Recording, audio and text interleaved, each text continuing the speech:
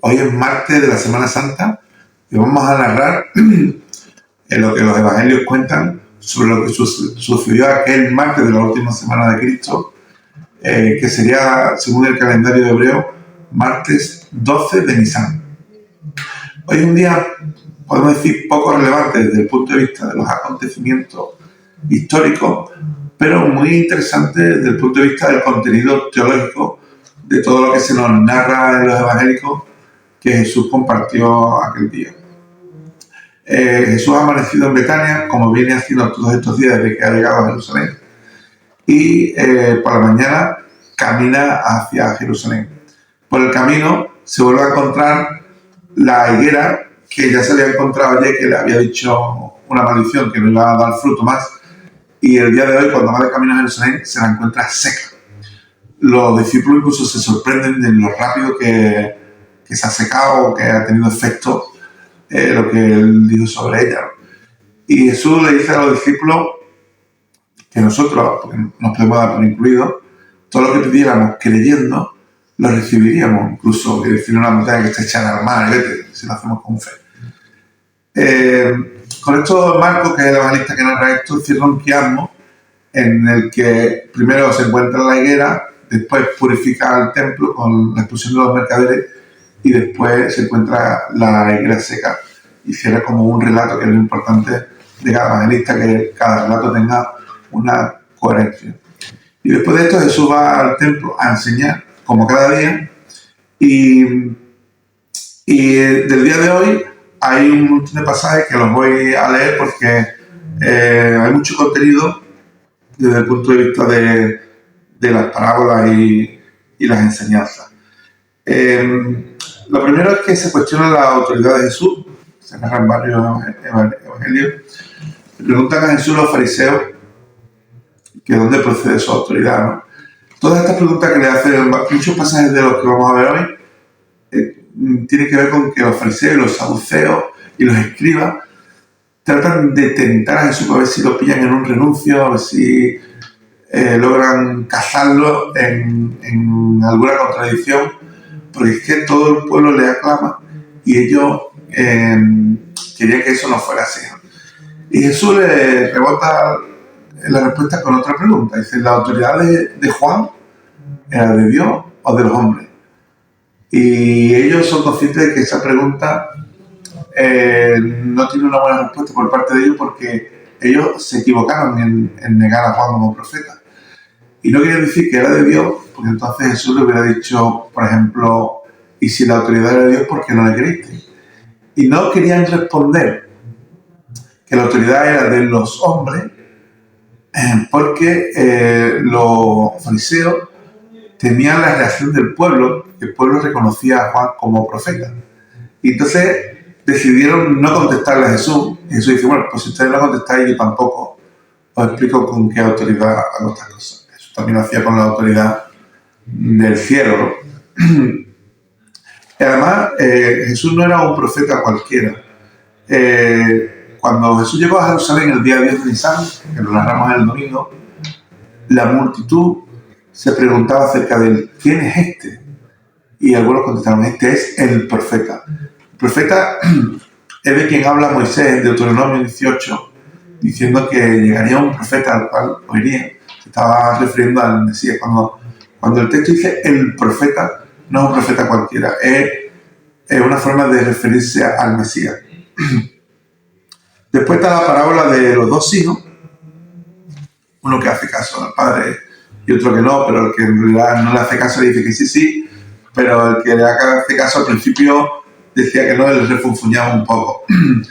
Y eso explica que en realidad es más importante el que finalmente le hace caso, porque los fariseos eran muy creyentes de boquilla, pero muy poco creyentes de hecho. También está la parábola de los labradores malvados, que van expulsando a los siervos, incluso al hijo, hasta que el dueño y el señor de la tierra tiene que expulsarlo y acabar con ellos. Los fariseos, además, son conscientes que estas parábolas Jesús las está contando refiriéndose a ellos, y eso pues les enerva todavía más. Parábola del banquete de boda, en la que hay gente que está invitada y no va, y después acaban siendo invitada gente que al principio no estaba. Incluso de toda la gente que está invitada había algunos que no cumplían los requisitos para estar en la boda, muchos los llamados y pocos los escogidos. También le pregunta a Jesús sobre si es lícito pagarle tributo al César, de nuevo para tentarle. Jesús, muy astuto, dice, bueno, ¿qué imagen veis en la moneda? Dice, la del César. Pues da al César lo que es del César y a Dios lo que es de Dios. Incluso llega uno y le pregunta a Jesús que cuál es el mandamiento más importante, como si no lo supiera, ¿no? De todo lo que viene en la ley. Eso hace un resumen exquisito de la ley. Dice, amarás al Señor tu Dios con todo tu corazón, con toda tu alma, con toda tu mente. Y el segundo mandamiento es semejante. Amarás a tu prójimo como a ti mismo. Y él mismo dice que en eso se resume la ley y los profetas. Después tenemos a Jesús interrogando, haciendo unas preguntas muy interesantes, citando a un salmo en el que David dice el Señor a mi Señor, siéntate a mi diestra, y continúa, ¿no? Y él pregunta, bueno, si el Mesías es descendiente de David, el hijo de David, por eso se refiere a él como el hijo de David, ¿por qué David se refiere a él como mi Señor? Y porque el hijo de David es el Señor del universo, también el Señor de David. Se nos narra que estando Jesús en el templo, ve como una viuda hecha dos blancas, que era, digamos, una cantidad insignificante. Lo compara con unas grandes ofrendas que dan algunos ricos. Y él dice que la ofrenda de la viuda era más importante porque los otros daban de lo que les sobraba, pero ella dio todo lo que tenía. Y después de que la hayan estado tentando los escribas, los fariseos, con todas estas historias que vengo simplemente citando, en Mateo 23 se narra un discurso muy agresivo de Jesús en contra de los fariseos, que los tacha de hipócritas y de muchas cosas. Y incluso nos enseña a nosotros que no le digamos a nadie rabí, porque a ellos les gustaba distinguirse del resto del vulgo, ¿no? Con títulos, ¿no? Aquí con unas distinciones. Al nadie digáis rabí o maestro, porque uno es vuestro maestro, el Cristo. O sea, nadie digáis padre, porque uno es vuestro Padre, Dios que está en los cielos. Y es curioso como en las religiones organizadas todavía sigue existiendo esto de las jerarquías, las distinciones, los que les gusta autodenominarse con ciertos títulos, marcando un rango de distinción con el resto de la feligresía, ¿no? En la institución romana, curiosamente, a pesar de que este pasaje lo prohíbe, se llama a los sacerdotes padres, ¿no? Y en las congregaciones protestantes se evita usar el término de maestro, porque también lo prohíbe este pasaje, pero se ha sustituido por otro que es el de pastor o incluso líder, ¿no? Se le cambia el nombre para no incurrir en la prohibición, pero en realidad se hace lo mismo, se busca alguien con una distinción, que se le rinde incluso una cierta pleitesía. Si se hace para tener un rango, estamos incurriendo lo que Jesús está diciendo que no se haga. Si alguien es maestro de verdad, pues va a enseñar como lo haría Jesús, como si fuera su